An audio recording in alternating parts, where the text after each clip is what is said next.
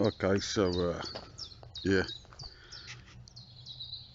first look at the Cosworth Rep Zetec Turbo. Got a lot of good bits, clean, nice brakes, but these spacers and studs need sorted out. Them studs just need lengthening. Sort these spacers out. What's going on there? The back, nice and clean. It is clean. No brake lines running to the rear. Some of the ones running over the tank there, routed in the wrong place. A few other bits and bobs, but I've got to take the tank off anyway. Because on the tank, the plug there that goes onto the tank, the one that comes off the pump, is shot. I don't know what's happened to that, so need a new pump feed really. This is what I've been presented with. Boxes and boxes of bits. Like I said, I've got to get some new boxes and go backwards with it, sort out what we've got, what we haven't got, what's missing, what's needed. Bit of a tick list really.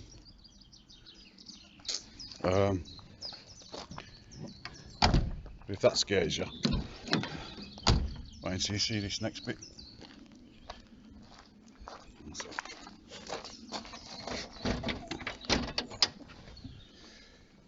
There we go. Let me just drop the phone.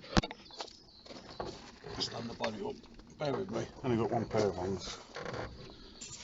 As some of you know, one of my hands is always holding something else. No, not my dick. But yeah, this is what I've been presented with. We've got a Pectoral P8 ECU. We've got what was used on a CV8 loom, air injectors somewhere down there. We've got yeah, I don't know if you can see it through the sun, but we've got a lot to do. Basically all that needs to come out. Trying to make sure you can see it all this. Got to strip out the engine bay, take it all out. It's got a 500 type cooler on the front, alloy rad. Need to drop all that off, see what's going on behind there. Oil feeds for the turbo, make sure they're correct. See what turbo it is, see if it needs a reducer. Belt lines, don't know how this cam belt is, we'll have a look at that. Really do need to strip it. I need to take all the tanks out, so I need to get to everything there.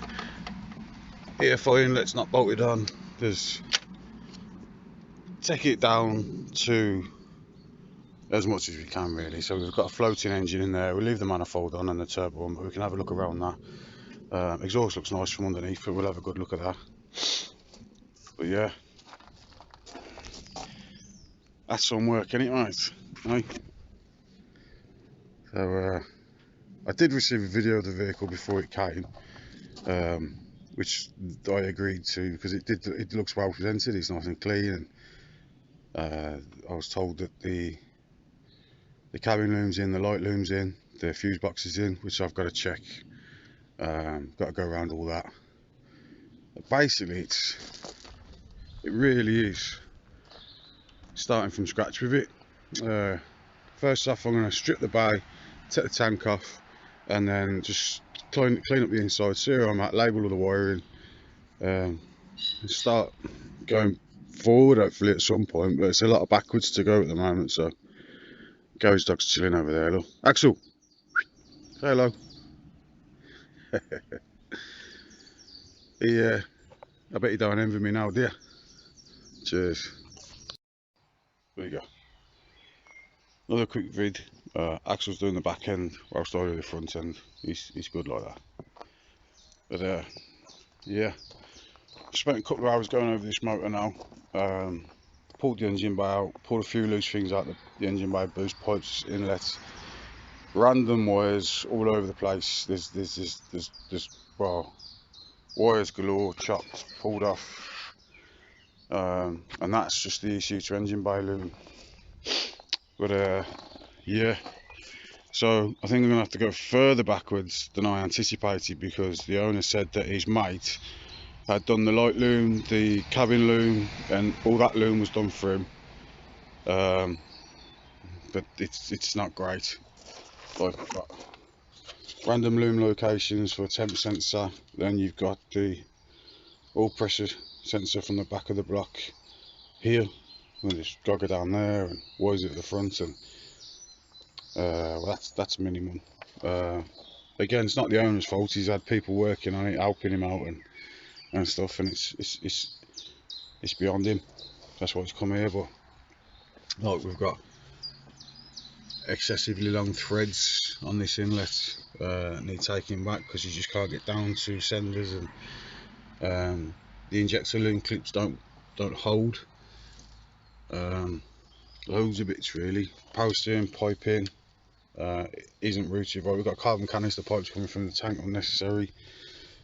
Another big one, we've got the block feed to the radiator. The radiator that's fitted, it's not going to work because we've got an alternator in the way, basically.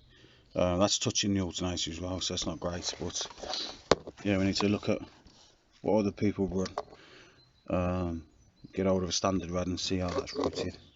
But yeah, underneath that alternator is the water pipe that needs to go onto that. So as you can see, moulds off. Yeah, the list goes on, and I'm only a couple of hours into looking at it. So yeah, I think the dashboard's got to come out next so I can get to the fuse box. The dashboard's loose anyway, but I need to get to all the loom and see what's been done to the cabin loom, the engine, well, the light loom, fuse box loom, things like that, because there's a lot of things missing from across the bulkhead that are supposed to be there, that are not there. So yeah, slow progress, just scratching the surface. So I can imagine there's going to be a lot of more going backwards before we ever attempt to go forwards. Cheers.